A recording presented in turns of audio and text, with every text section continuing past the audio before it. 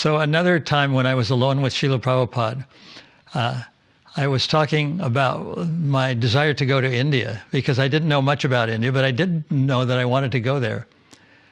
So I told Prabhupada that I wanted to learn how to play the Indian flute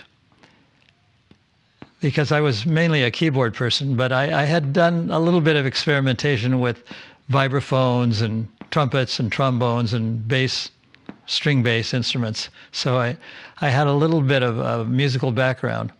But I was very shocked to hear that Prabhupada said that flute players in India, especially in India, he said they often spit up blood. And I don't know if he was saying that because he wanted to discourage me from playing the flute or just plain discourage me from going to India. But it was something that really stuck in my mind, that Indian flute players spit up blood. And I know that it takes a lot of energy, a lot of wind, a lot of breath to play the flute.